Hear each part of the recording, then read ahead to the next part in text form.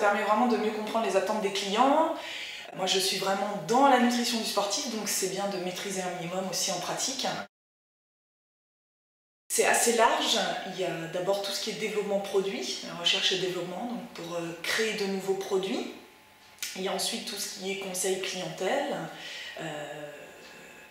Voilà, c'est faire les étiquettes, les tableaux d'analyse nutritionnelle, des choses comme ça. Conception produit, donc ça c'est en collaboration avec le laboratoire. Exactement, voilà, tout à fait.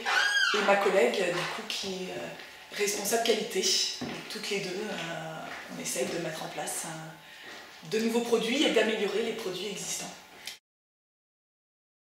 J'ai ni le prix ni le packaging, on est vraiment dans la conception. Parce qu'il y a un prix de la conception aussi. Exactement, voilà. Nous, on part le plus souvent d'un besoin donc qui nous est remonté du terrain, qui nous est remonté soit par des clients, soit par tous les athlètes que l'on sponsorise. Après ce besoin, eh ben, on essaye nous de le matérialiser sous forme d'un produit. Donc là, ça va passer par les différents nutriments, quelle quantité de glucides je vais pouvoir mettre dans ce produit, lesquels, les protéines, est-ce qu'il en faut, etc. Quels minéraux. Et ensuite, du coup, cette conception théorique eh ben, est mise en œuvre par notre laboratoire qui nous fait des échantillons que nous testons d'abord en interne. Tout ce qui est qualité organoleptique, donc tout ce qui concerne la saveur, l'odeur, la texture du produit.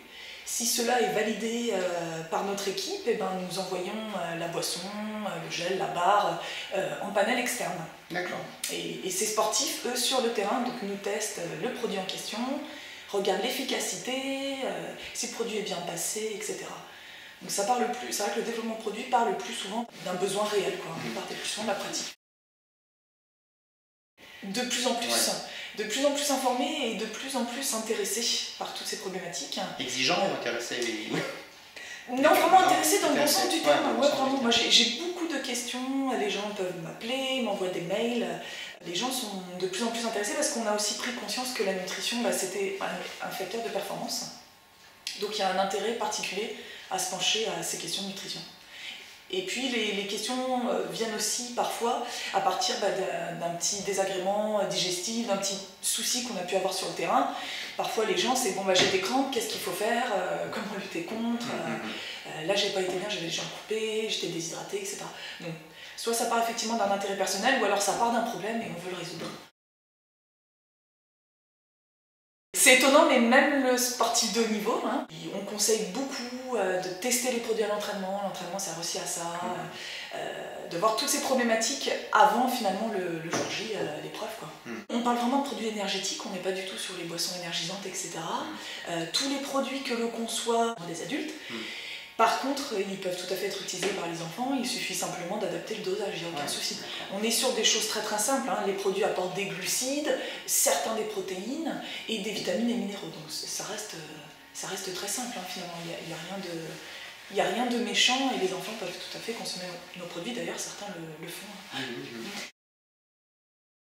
C'est compliqué parce qu'on a beaucoup de références. Je partirais de la théorie, voilà, c'est une bonne boisson d'effort, donc hydrixir, antioxydant, enfin la gamme hydrixir. Vous demandiez tout à l'heure le produit de base, donc ça reste aussi peut-être l'hydratation en pratique. Après, effectivement, bah, il y a les problématiques avant l'effort, après la récupération, on sait que c'est très important, etc. Mais non, je parle vraiment en termes de nutrition, là, mais voilà. Ce qui peut parfois nous limiter, ce sont les matières premières, qui ne sont pas forcément toutes disponibles en agriculture biologique. C'est ce qui peut parfois nous limiter. Après, effectivement, au niveau efficacité, au niveau énergie, la gamme bio reste sur la gamme classique, hein, on est parti du même principe. Par contre, les ingrédients sont tous issus de l'agriculture biologique. Le salé, moi, c'est quelque chose que je recommande aussi de plus en plus. Alors, on entend de plus en plus parler du salé parce que les épreuves aussi s'allongent beaucoup. Hein. On entend bien parler maintenant de tout ce qui est épreuve d'ultra-endurance, les défis, on court pendant 24 heures, etc. Donc ces épreuves sur plusieurs heures nécessitent vraiment l'introduction d'un apport salé. Donc c'est pareil, c'est une gamme qui va prendre de l'ampleur. Hein. On réfléchit aussi à différentes saveurs, etc. Et c'est vraiment primordial quand on court plusieurs heures, il faut vraiment passer également des apports salés. Ouais. Des saveurs qui plaisent toujours un peu plus que d'autres, oui, ce sont les saveurs classiques, tout ce qui est citron, etc. Après, que l'on prenne une boisson saveur citron ou thé pêche, effectivement, les glucides sont les mêmes, l'efficacité, la valeur énergétique sera la même. C'est vraiment une question de saveur, c'est pour ça que Oversteam cherche aussi toujours à développer de nombreuses saveurs pour plaire au plus grand nombre. Hein. C'est les produits, pour certaines personnes, ne pas rester sur ces a priori, sont bien sûr des produits qui ne contiennent aucune matière première dopante. On a maintenant la norme AFNOR sur tous nos produits, qui certifie l'absence de produits dopants. La nutrition, c'est aussi une éducation, entre guillemets. Ça vient petit à petit. Après, là, il y a peut-être aussi l'âge des participants. C'est vrai qu'à 14-15 ans, on n'a pas forcément envie, on n'a pas forcément les mêmes réflexions peut-être qu'un adulte qui a un peu plus d'expérience. Les coureurs à pied sont quand même assez bien informés, font assez attention. Il y a des sports où par contre c'est un peu plus difficile, certains sports collectifs par exemple. Donc là c'est un long travail de fond, on leur explique à quoi servent les produits, les tests, etc. Et puis c'est vrai qu'une fois qu'on a des bons retours, ça commence à prendre. Pour ton retour à la compétition, le jour où tu vas t'aligner sur un trail ou un ultra trail, qu'est-ce que tu mettras dans ta musette? Alors déjà, je tâcherai d'appliquer les conseils que je donne aux autres. C'est la première des choses à faire. Je partirai pas sans boisson énergétique, ça c'est clair. Ce que je vous disais tout à l'heure, si effectivement je m'aligne sur un ultra, j'alternerai le sucré, le salé, testerai la texture des produits avant. Les conseils que je donne à nos clients et aux athlètes, j'essaierai de me les appliquer. Oui, c'est normal. Passe mail. Sur laquelle les gens peuvent me laisser leurs questions, leurs interrogations. D'ailleurs, j'en ai de plus en plus. Par téléphone, les gens peuvent appeler Plescope et puis demander à la diététicienne. Voilà.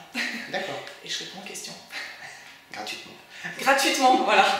C'est peut-être ça qui...